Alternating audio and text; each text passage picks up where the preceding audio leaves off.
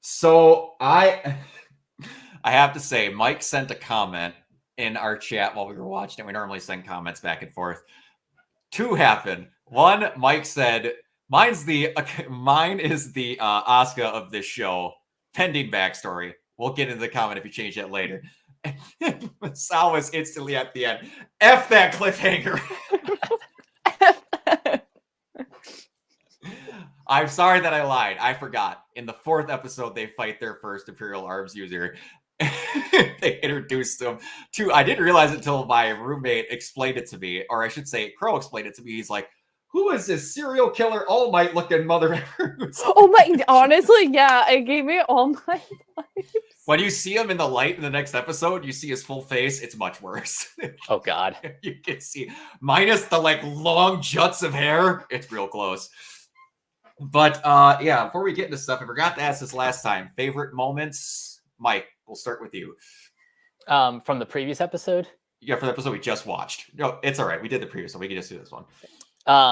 Favorite from this is the kill shot.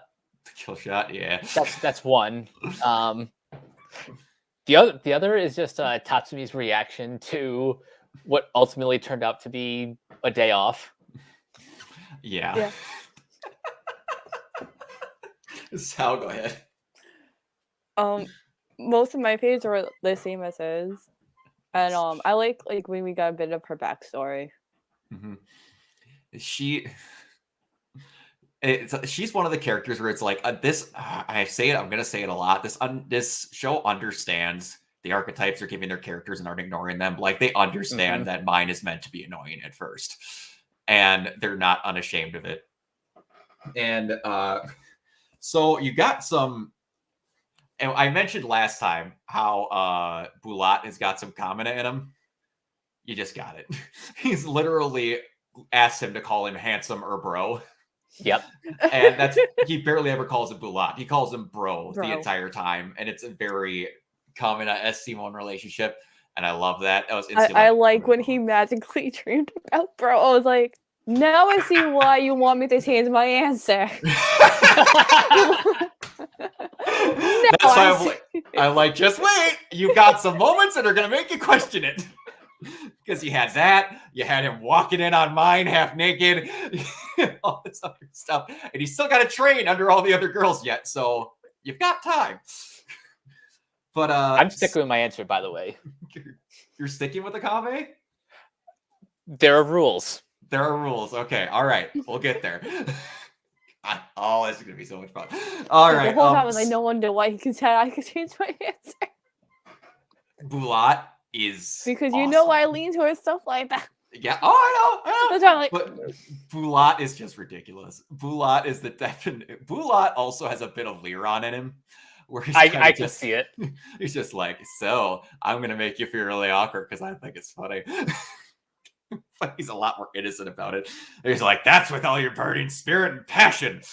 But okay, so we got some explanation for some things, and one you got was for Akame's katana.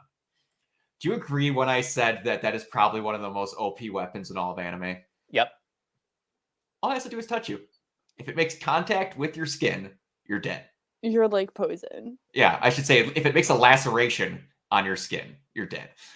I was just like, how do you lose fights with that? And then they bring up things later where I was just like, you know what?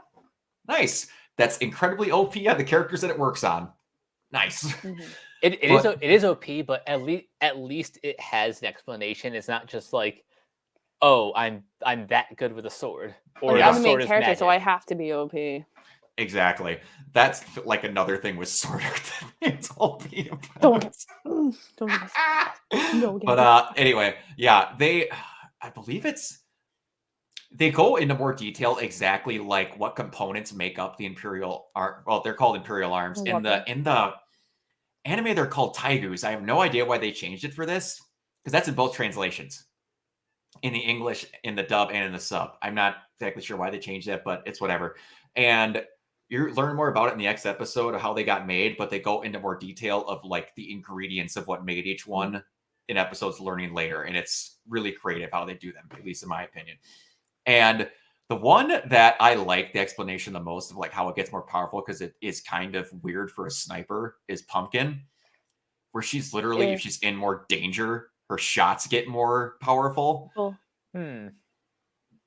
That freaking gun gets ridiculous proportions of just you're in a different anime sometimes when that thing goes off. Oh, to quote Helsing on Bridge, bitches loves cannons. They do. Yes. Lulu sums up the weapon. It does, exactly. It is a great cannon that's got multiple uses, and bitches do love cannons. Since it's been owned by 2 women. And so I had one thing that, again, they treat this more like not a hardcore assassin school where it's more like a family, how literally the boss punks Tatsumi into waking up mine. It was like, Shale's like, I didn't know that was a rule. That's because it isn't. I was gonna say that is probably one of my other favorite moments where, the boss and the other girl, they know they're basically just saying this to fuck with him. Exactly. And it's great. They never try to not have levity in an all-around dark show as it progresses. And like I said earlier, so remember when I said that, by the way, man, the Capitol goes out of their way to be like, we're evil. We have 2 different possible rape accusations on Imperial members in one episode. Jesus. And an execution going on like not. Yeah. Oh. As I was just watching, I'm like, yeah, I get it. The Empire's evil, or the Capitol's evil. We keep going. I'm like, yeah, they're evil. Just like eventually, but just like there's no pause. We were just like, yeah, these people need to die. It's bad. It's corrupted to the core. One other thing that the show does, and they only do it twice to my knowledge. Like I said, I have not finished the manga completely. You get to meet the quote unquote source of evil in the show in this episode, and it's the child emperor and the minister. Oh my god. Okay. That whole scene with the minister was like, oh, don't worry, I'll take good care of your wife. I was like, no. That's probably the sleaziest moment in the episode without actually seeing anything, just the way he's describing it. Like, I was like, oh my god. Yeah, that he's no good. He is the first of 2 characters, like I said, in the show where they blatantly label him as what the opposite of what he is. The guy's name is Minister Honest. Oh. Wow. It was The just poor like child. that's on the nose. Okay. But yeah, they and the shadow government with like going behind the child, I thought was a really good idea. And it's just it's weird to say that this is just the tip of the iceberg for how crappy the Empire is. And when you meet the quote unquote main villain of the show, who you have not met yet, like Honest is basically kind of the main villain, but he's not the true villain. Really, he's not the true villain that you deal with. Like, he's the guy they ultimately have to take out to fix everything, but the main person that they have conflicts with has not been introduced yet.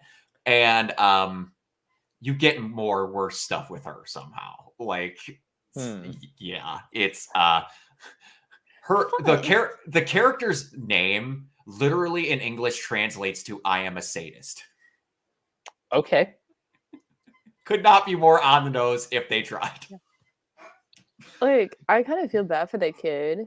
Like, I guess pretty much get thrown into that position a bit, like not knowing. Yeah, and it's also one of the most like, hey, do you think this, like, you take the character out of the anime and place him in front of a group of like 6-year-old kids where it's like, all right, class, do you think this guy's evil or he's good? You see overweight man chomping on pieces of raw meat in the middle. Pretty much. I was like, am I supposed to hate this child? Yeah, and it's like, it reminds me of like an evil version setup of, and I'm not gonna be able to remember his name. In Zoid's Chaotic Century, there is a child emperor, but he's actually like a good emperor and like tries to make good decisions, and like he doesn't have some evil dude behind him. And it reminds me of that a lot, because I'm just like, man, if the other version of you could meet you, he would smack you senseless. Man, if Zoids wasn't like 60 some episodes long. I consider it someday. It's just like Mike's favorite anime is Yu Yu Hakusho, and I'm like, we should really do that someday. And I looked at the episode count, and then I went, all right, so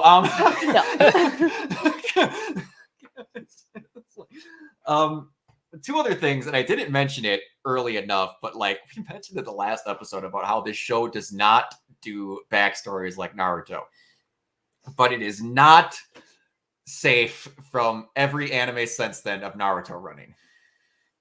It has it in spades in this show. They did it twice. It's just like, I love that's a thing that's in every anime now. If a character runs, they have to run with their hands behind their back for better wind resistance. Yep. They have to do the Naruto run. I know. Also, when the first time we see Ma using Pumpkin, she had like that scanner. I was like, what is this? Dragon Ball Z right now? I was gonna point that out earlier, but Dragon Ball Z. And I gotta remember if she uses that in the rest of the show, and I don't think she does. I wonder if that was just a point blank DBZ reference because they happen all the time. it could have been has to because be. this the scout it looked almost identical. It to was literally the same Scouter. thing, just a different color. Exactly. It's not orange or like red. I guess whatever the tint is. And then they show her later pulling off that shot on the dude miles away with no scope. So it obviously shows you didn't need to use the scouter. But yeah, the music in this anime is great. And one thing that they don't do often is like random sound cues. I thought it was really cool. And I didn't notice until the second time I watched it, how when Mine goes into complete concentration, that they drop all sound out of the episode to show that she's just like gone down her scope. Heavy focus. Yeah. I thought that was pretty cool. And I want to talk about more stuff with her later because she is very much a character that starts out as you hating her and then you end up loving her. I never hated her. I loved her from day one. Okay, some people started out as hating her, I should say. But yeah, Mine is something else. She's something else. But anyway, the other thing I was going to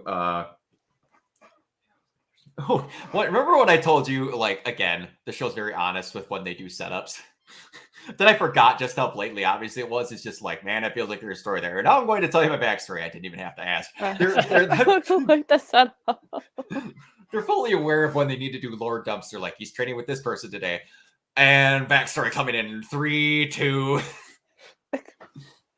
I know you said the manga has more fourth wall breaks, but I can kind of feel them in the anime too. Yeah. There is moments where it's like they're borderline talking to you.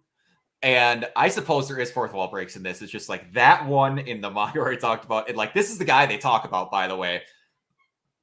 The person that just got killed that was part of the minister's family. He was just like, what happened to him? He's like, yeah, he died back in chapter 2. So it's like, oh yeah. But yeah, so you get like a little bit of redemption with Mine to show that she's not quite as cold as what she has. I guess so. We've learned okay, so far we have Tatsumi's, Akame's, and Mine's backstories. I'll wait a little bit more before I ask that. I was gonna ask who you think has the most, I would say, sympathetic backstory. Best note backstory, kind of sympathetic backstory for the good reason of why they're doing this. But you learn a couple more in quick succession. It's too early. It's too early to answer that now because we don't know everyone's deal yet. Yeah. But I can say of the 3, probably Akame, because she was pretty much born into, like, forced to do it. Yeah. And Akame's, you still got a lot more to learn from. Akame's is, I don't. Yeah, I feel that's just like the beginning. Her title's in the name of the anime, for crying out loud. I shouldn't have to say more backstory. Like, that's what I kind of like it. Like, it's like she's not the main character, but the show is named after her. It is. This is not spoiling anything. This is the first, and I could be totally forgetting something. It's a really cool narrative hook where the show is about Akame through the lens of other people, specifically like mostly Tatsumi. So I was just kind of like, you don't really directly hear from her most of the time. It's her responding to other people in conversations, and I'm like, huh,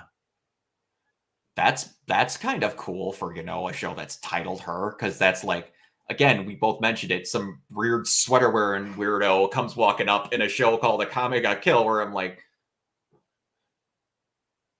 what? But yeah, it works. And when I, again with literalness, take a shot in the dark what Akame means, if you have any guess at all. I'm going to assume it means like assassin or. No, it means red eyes. Oh, Yeah. red eye killer. Yeah, makes sense. Yeah.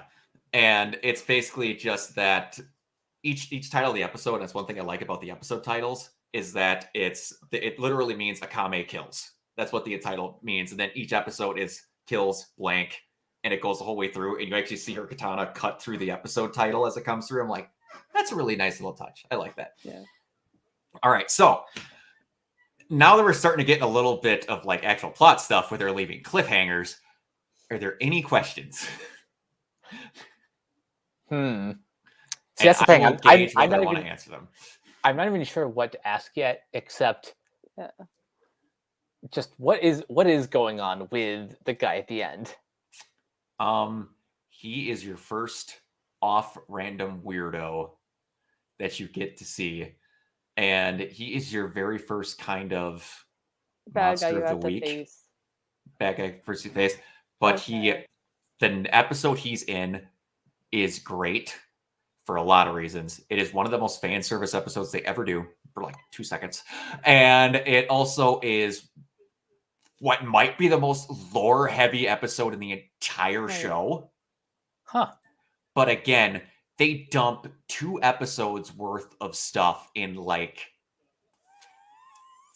3 minutes, and they do it all well. This show is very good about telling you backstory, and I appreciate it. And again, if you guys like it, if you want to know backstory, there's a 10-issue manga about it. But yeah. And next Saturday, I can't come fast enough. I'm happy you guys are enjoying this as much as you are, because I was hoping that we were going to have some fun with this. Yeah. Because I did not want that cliffhanger.